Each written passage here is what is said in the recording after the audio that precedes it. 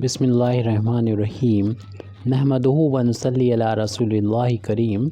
ये problem differential equation के linear differential equation of the second order से है, क्योंकि यहाँ पर सेकंड ऑर्डर है जो कि मैक्सिमम बार डिफरेंशिएशन हो रहा है। और लीनियर इसलिए क्योंकि इनके जो सेकंड ऑर्डर है उसकी पावर या फर्स्ट ऑर्डर इसकी पावर 1 है।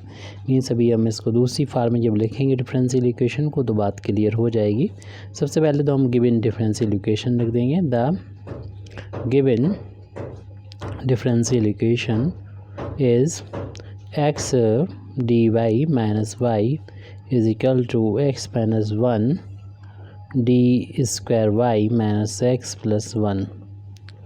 हम यहाँ पर सबसे पहले तो यहाँ पर ये काम कर रहे हैं कि इसमें से दोनों टर्म में से माइनस को कॉमन ले लेंगे, ताकि ये जब ब्रैकेट्स के अंदर मल्टीप्लाई होगा तो होल अब स्क्वायर बन जाए। और d2 का मतलब होता है कि 2 बार डिफ्रेंसीशन x के रिस्पेक्ट में, और y का क्योंकि लिखा था माइनस कॉमन लेंगे तो ये x माइनस 1 हो जाएगा। और इसको ब्रैकेट को जो ओपन करेंगे तो x माइनस 1 का फर्स्ट टर्म में मल्टीप्लाई हो जाएगा। उसके बाद इसका जब हम सेकंड टर्म में मल्टीप्लाई करेंगे तो ये दोनों एक जैसे हैं तो होल अब स्क्वायर हो जाएगा। लेफ़्ट हैंड साइड में हम डी वाई को लिख सकते हैं D y over D x minus y. अब हम यहाँ पर जो linear differential equation of second order के स्टैंडर्ड फॉर्म है उसमें इसको बदलना चाहते हैं, इसको हम बदल देंगे। तो इस टर्म को जो सेकंड ऑर्डर का है इस तरफ सारे टर्म ले आएँ, और ये जिसमें y नहीं है उसको लेफ़्ट में फ़िलहाल अभी ले जा रहे हैं ताकि ये प्लस का हो जाए। और इस तरफ ले आते हैं बाकी के term x minus 1 D two y over D x square. इन टर्म्स को उधर ले जाएंगे तो minus x D y over D x हो जाएगा और प्लस का हो जाएगा y। तो अब इस टर्म को हम सभी टर्म को इकट्ठा लेफ्ट हैंड साइड में उसको राइट हैंड साइड में कर देंगे। सारे टर्म का ट्रांसपोज करते हैं तो साइन में कोई चेंज नहीं आता है। तो ये हो गया x minus 1 D two y over, यानी पूरा लेफ़्ट और राइट को हमने चेंज कर लिया है, या कह रहे हैं कि हमने इंटरचेंज कर दिया है, ताकि हम जो स्टैंडर्ड फॉर्म है linear differential equation of second order के उसको ला सकें। इसके बाद अगली स्टेप होगी कि यहाँ पर जो x माइनस 1 का जो कोफिशिएंट है उसे पूरे इक्वेशन को हम डिवाइड कर देंगे। पूरे इक्वेशन को डिवाइड करने पर हमें मिलेगा x माइनस 1 से डिवाइड करने पर d two y over D x square minus x upon x minus 1 d y over D x plus यहाँ 1 का इंटू मान सकते हैं तो 1 upon x minus 1 y. Right hand side में भी जब हम डिवाइड करेंगे तो एक पावर कैंसिल हो जाएगी और x माइनस 1 की एक पावर बचेगी।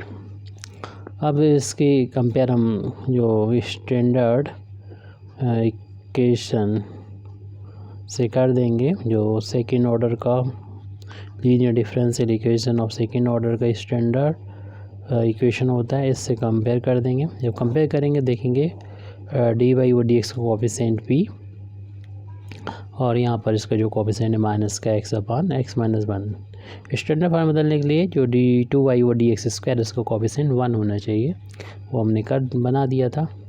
बाकी y वाले टर्म इधर और x वो प्योर जो x के उधर राइट हैंड साइड में कर दिया था। तो डी वाई और डी एक्स का कोफिशिएंट p होता है और y को कोफिशिएंट q होता है। तो इन दोनों को ही देखने से पता चल रहा है कि हमें कॉम्प्लीमेंट्री फंक्शन का एक पार्ट आसानी से निकल आएगा, क्योंकि p प्लस क्यू एक्स की वैल्यू 0 नज़र आ रही है। तो हम लोग जानते हैं कॉम्प्लीमेंट्री फंक्शन फाइंड करते हैं, कॉम्प्लीमेंट्री फंक्शन का एक पार्ट फाइंड करते हैं। कुछ सिंपल टेस्ट होते हैं उनका यूज़ करते हुए, तो उन्हीं टेस्ट में से एक है p प्लस का क्यू एक्स। तो हमें देखना होता है कई लिस्ट है इसकी कि अगर ये 0 आ जाए या इसकी वैल्यू इतनी हो जाए तो कम्प्लीमेंट्री फंक्शन ये होता है। तो हम लोग जानते हैं कि अगर हम 0 प्रूव कर देते हैं y equal to x, complementary function का एक पार्ट हो जाएगा। तो p की वैल्यू हमारे सामने है माइनस का x अपान एक्स माइनस 1, और प्लस q की वैल्यू 1 अपान एक्स माइनस 1 है। इसमें x से हमें मल्टीप्लाई करना है, तो देख रहे हैं दोनों सेम वैल्यू हैं। ये प्लस का ये माइनस का पूरी वैल्यू कैंसिल होके ये वैल्यू 0 के बराबर आ गई है। p प्लस क्यू एक्स अगर 0 के बराबर हो जाता है तो हम लोग जानते हैं कि कह सकते हैं कि y is equal to therefore so y is equal to x is a part of complementary function, complementary function का एक पार्ट है। अब यहाँ पर पूरे वैल्यू को यानी कंप्लीट सॉल्यूशन को निकालने के लिए, जनरल सॉल्यूशन को निकालने के लिए हम लोग मान लेते हैं कि इसका सॉल्यूशन ये है। तो उसके लिए सब्स्टिट्यूट करना होता है, सब्स्टिट्यूटिंग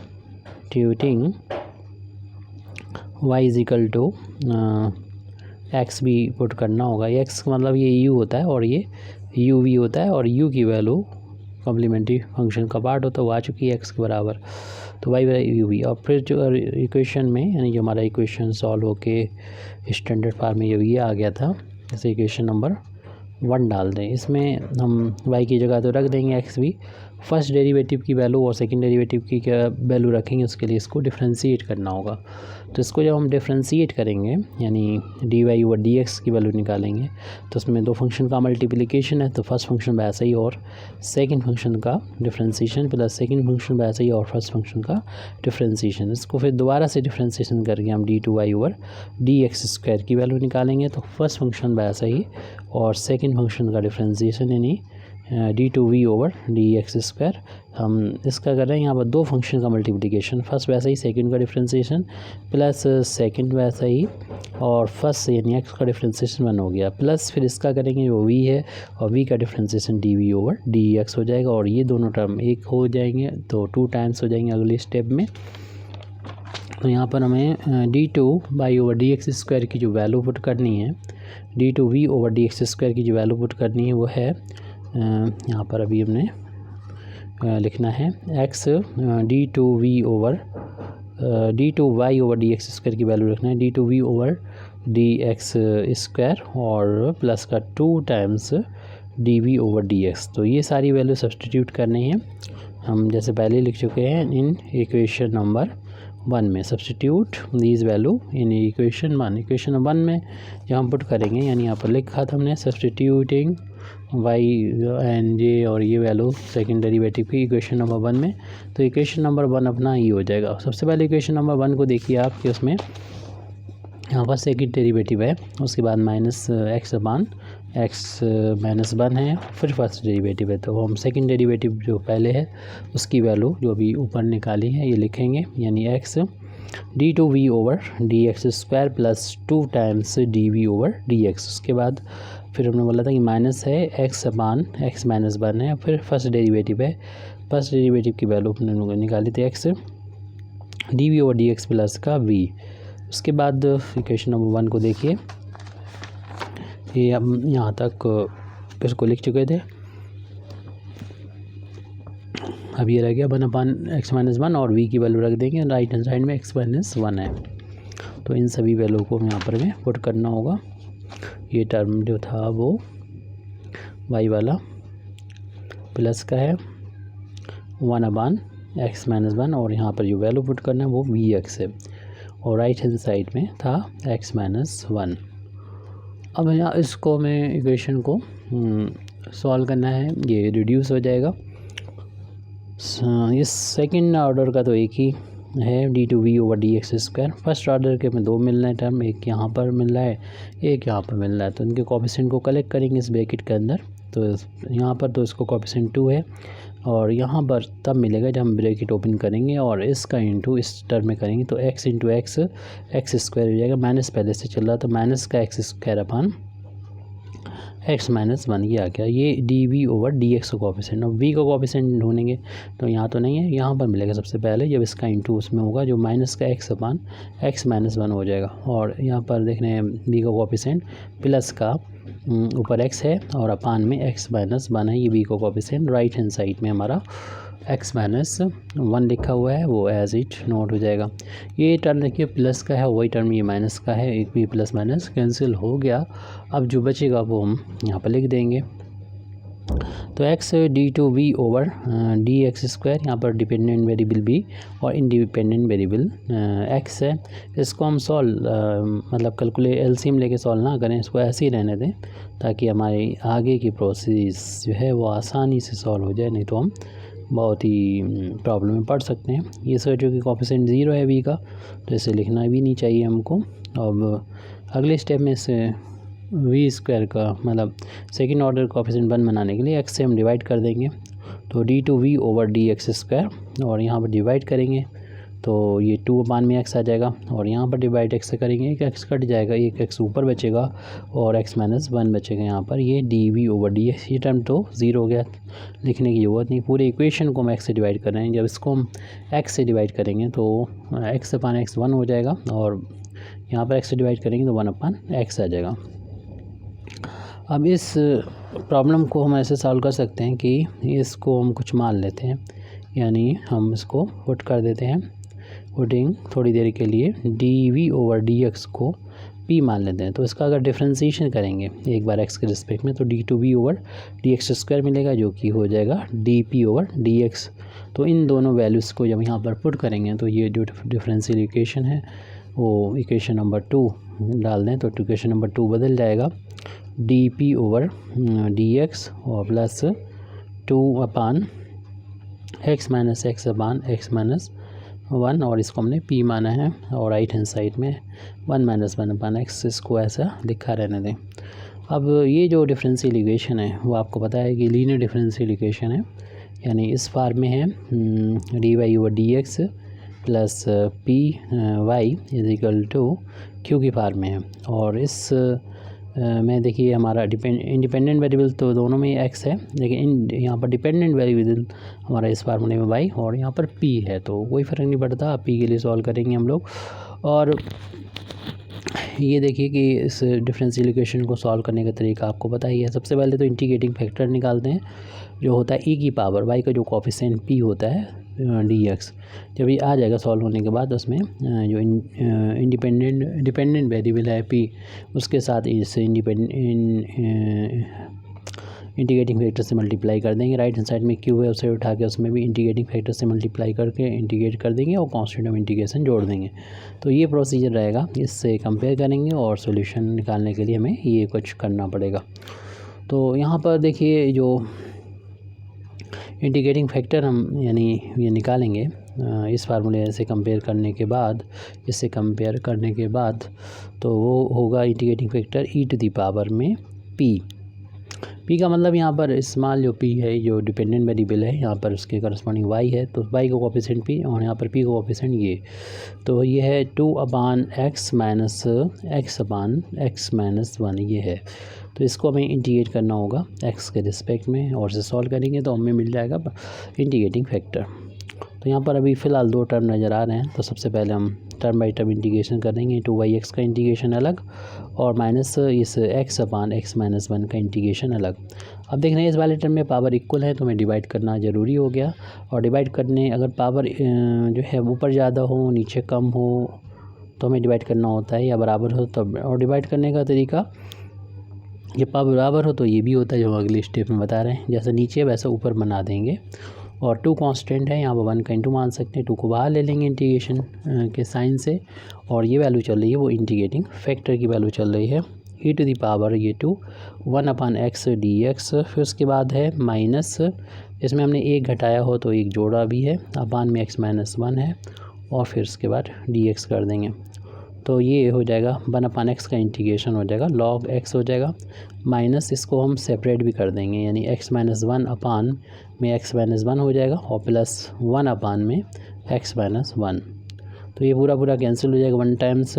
तो e टू द पावर ये पावर में ले लेंगे, ये log x² हो जाएगा, क्योंकि हम लोग जानते हैं log की प्रॉपर्टी होती है ये कि मल्टीप्लाई में हो तो पावर में ले सकते हैं, आपको पता होगा।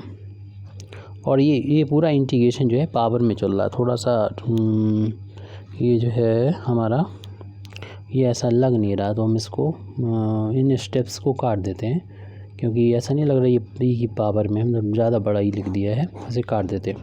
तो इंटीग्रेटिंग फैक्टर था वो ऊपर लिखा है, उसी को हम देख के ही लिखेंगे, थोड़ा सा लिखने में गलती हुई, कोई कन्फ्यूज़न ना हो। तो सारा काम ई की पावर में ही चल रहा है, इसलिए हमने ई को बड़ा लिख दिया।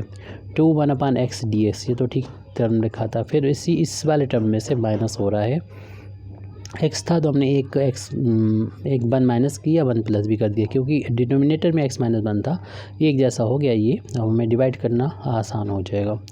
सारा काम ई की पावर में हो रहा है, दोनों टर्म ई की पावर में है।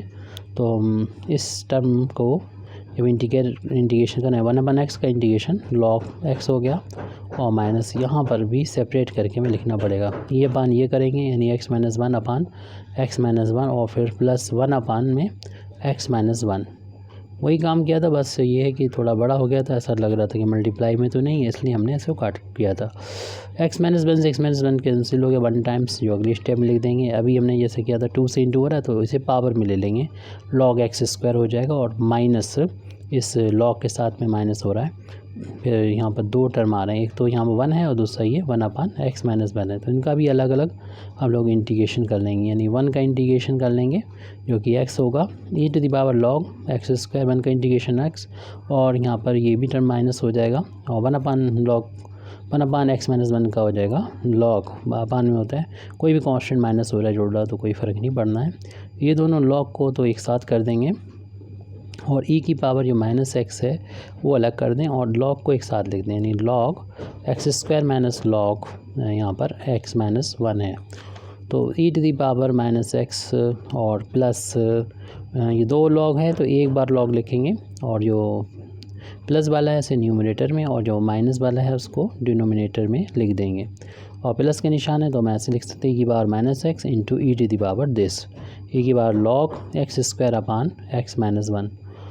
अब ये वैल्यू होगी कि बार माइनस एक्स, ई से log हट जाएगा और ये वैल्यू बचेगी x square upon x minus 1। ये वैल्यू इंटीग्रेटिंग फैक्टर की वैल्यू आई है, और अब हम इंटीग्रेटिंग फैक्टर की वैल्यू आ चुकी है। अब इंटीग्रेटिंग फैक्टर की वैल्यू जब आ गई है तो हम इस इक्वेशन नंबर 2 के बाद जो हमें एक इक्वेशन मिला था जिसको हमने रिड्यूस होकर ये लिख दिया था, तो इस इक्वेशन नंबर 3 कह सकते हैं। तो इसका जो सोल्यूशन होगा इक्वेशन नंबर 3 का इसका, तो यहाँ पर चूँकि डिपेंडेंट वेरिएबल p है, तो इस फार्मूले का जब हम यूज़ करेंगे तो y के यहाँ पर p आ जाएगा। तो लिख दें सोल्यूशन ऑफ डिफरेंशियल इक्वेशन 3, तो हो जाएगा p इंटू इंटीग्रेटिंग फैक्टर और q इंटू इंटीग्रेटिंग फैक्टर। पहले हम फार्मूला ही लिख देते हैं, फिर यहाँ पर कांस्टेंट c1, क्योंकि यहाँ पर सेकंड ऑर्डर का डिफरेंशियल इक्वेशन है, 2 कांस्टेंट आएंगे, तो एक बार c1 कर देंगे और दूसरी बार c2। तो p इंटू इंटीग्रेटिंग फैक्टर की वैल्यू e⁻ माइनस एक्स और x square upon x minus 1 है। राइट हैंड साइड में ये q की वैल्यू आपको मालूम है, राइट हैंड साइड में ये लिखी होती है इक्वेशन के, तो 1 माइनस 1 अपान x है, और integrating factor e⁻ minus x और x square upon x minus 1। ये इंटीग्रेटिंग फैक्टर की वैल्यू रख दी, उसको इंटीग्रेट करना, प्लस कांस्टेंट c1 है। अब इसे थोड़ा सा कैलकुलेट करना है, इसको इंटीग्रेट करने के लिए हमें थोड़ा सॉल्व करना होगा। तो यहाँ पर एलसीएम लेना होगा। अब 1 अपान में यहाँ 1 कर लेंगे और x एलसीएम ले लेंगे। अगली स्टेप में देखते हैं क्या होता है। लेफ्ट हैंड साइड ऐसे ही रहेगा एज इट, यानी p into e⁻ minus x into x square upon x minus 1। और राइट हैंड साइड में एलसीएम लिया तो x को 1 में x का इंटू हुआ, माइनस का 1 ये आ गया जो एलसीएम लिया वो, और पहले से मौजूद था e⁻ माइनस एक्स और x square upon x minus 1 dx, और c1 तो चल ही रहा था। चेक कर लें हम लोग एक बार से, हमने इसमें किया है, x एलसीएम लिया है और x माइनस 1 हो गया अपान बाकी सारी चीज़ें ऐसे नोट की हैं। अब कुछ कैंसिल होता हुआ नज़र आ रहा, बहुत कुछ कैंसिल होता हुआ नज़र आ रहा है इसमें। एक तो ये देखिए x माइनस 1 टर्म कैंसिल हो जाएगा, x की एक पावर कैंसिल हो जाएगी। अब जो बचेगा वो लिख लें, एक x बचेगा और x की पावर माइनस x बचेगी। इसको हमें इंटीग्रेट कर सकते हैं इंटीग्रेशन बाई पार्ट्स। तो आइलेट से इसको फर्स्ट और उसको सेकेंड मान लेंगे। First function as it integration of second, तो डायरेक्ट कर देंगे इसका इंटीग्रेशन e⁻x का e की पावर x होता है, लेकिन x का जो कोफिशिएंट -1 उससे डिवाइड करना होगा। Minus differentiation of first x के रिस्पेक्ट में डिफरेंशिएशन 1, और इसका इंटीग्रेशन तो अभी हम तो कर चुके हैं, ये e की पावर -x/-1 हो जाएगा, और इन दोनों का इंटू का हो जाएगा इंटीग्रेशन। ये फार्मूला पता ही है आपको, इसलिए हम इसको डिटेल में नहीं कर रहे हैं। इस माइनस को यहाँ पर ले आएंगे -x e⁻x, और ये माइनस निकल के इसको प्लस बना देगा। सिर्फ e की पावर -x बचेगा, जिसको हमें इंटीग्रेशन करना है, और e की पावर -x का इंटीग्रेशन अभी हम लोगों ने किया था कि पावर e की पावर x होता है, लेकिन जो x का कोफिशिएंट -1 है उससे हमें डिवाइड करना होता है प्लस का, ये c बना गया। अब ये इंटीग्रेट होके लेफ्ट हैंड साइड में ये वैल्यू है p इंटू e⁻x और x²/x-1, यहाँ से हम p की वैल्यू को निकाल सकते हैं, और बाकी इन टर्म्स को उधर मल्टीप्लाई कर देंगे। तो ले जाते हैं इन टर्म्स को उस तरफ और मल्टीप्लाई कर दिया जाएगा, या फिर हम ये भी कर सकते हैं e की पावर x पूरा इक्वेशन, सबसे पहले हम e की पावर x को उससे पूरी इक्वेशन को डिवाइड कर दें, ताकि ये हर एक टर्म में कैंसिल हो जाए और हमारा सिंपल कैलकुलेशन दिखने लगे। और साथ साथ हम e की पावर x से डिवाइड करने के साथ साथ हम p की वैल्यू जो थी यानी dv/dx वो यहाँ पर पुट करते जा रहे हैं।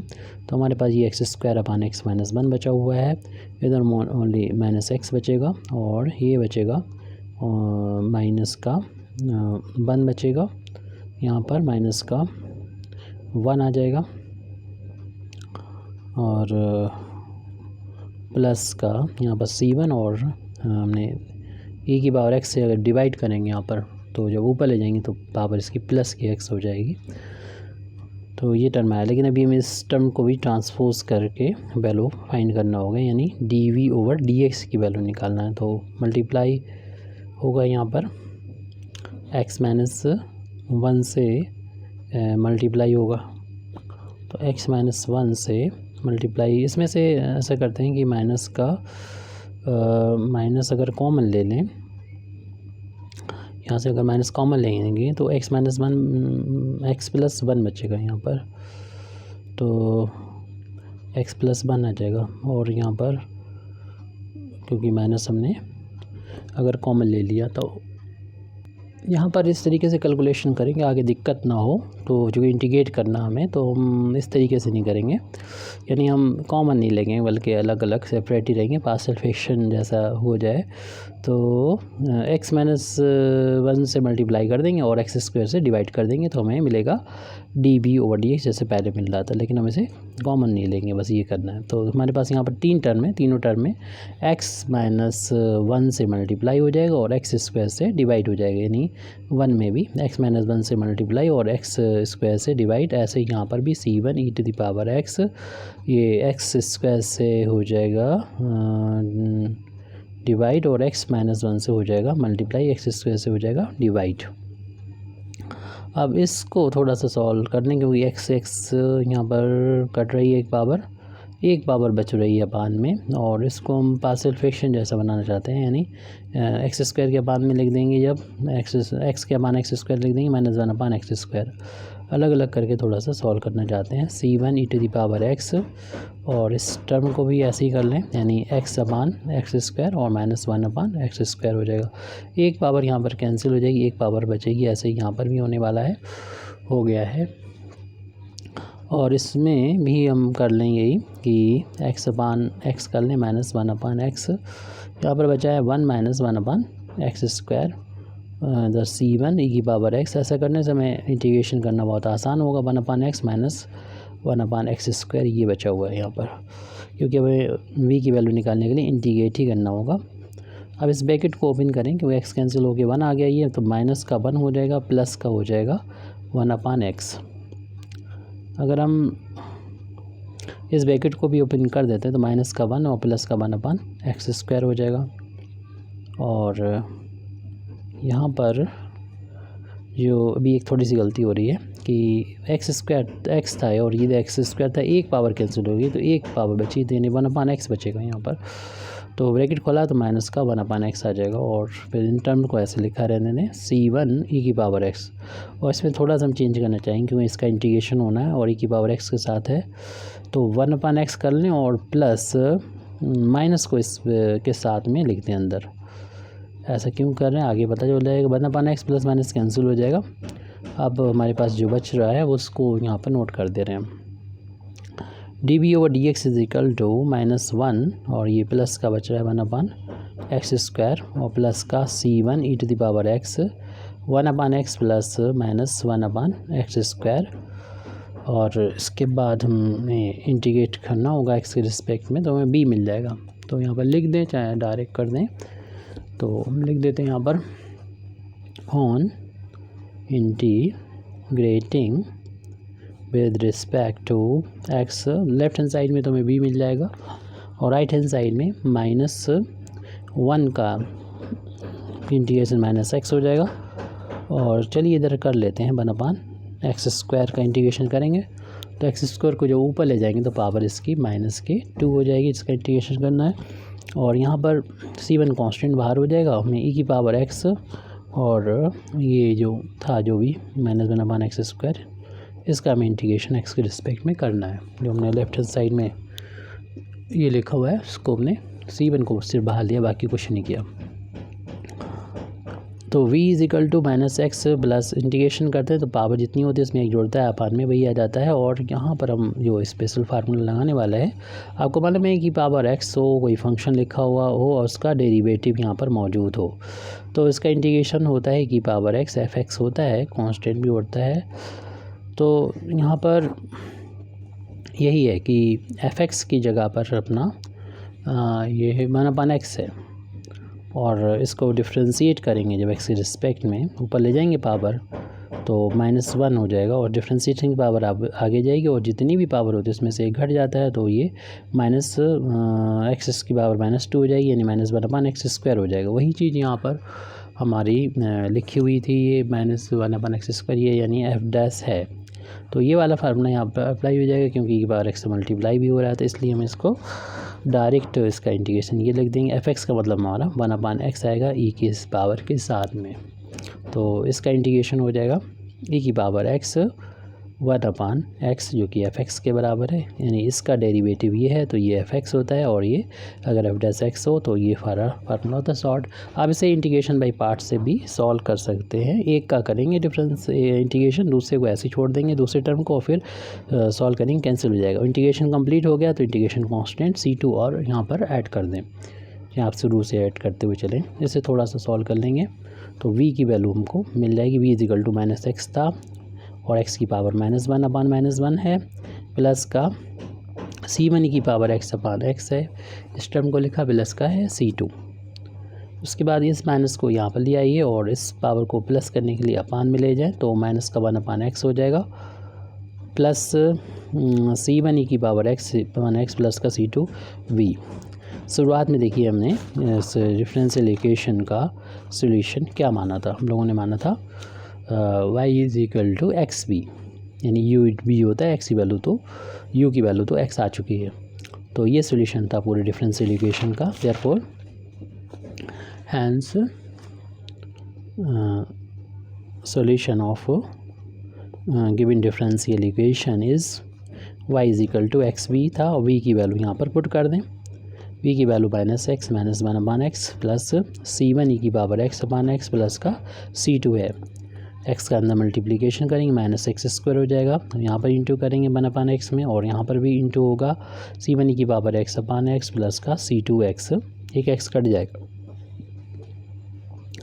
तो y इज इक्वल टू, इस टर्म को पहले लिख दें अगर तो c1 e to the power x plus का c2x आ गया, फिर इन में बचेगा -x² और माइनस का 1 बचेगा, चाहे तो इनमें से माइनस कॉमन ले लें तो आ जाएगा solution y is equal to c1 e to the power x plus का c2x माइनस बाहर ले लिया तो x² प्लस 1 ब्रैकेट में आ जाएगा। ये यहाँ पर कंप्लीट हमारा सॉल्यूशन आ चुका है। Thank you very much Indeed for listening me. व आखिर दावाना अल्हम्दुलिल्लाहि रब्बिल आलमीन।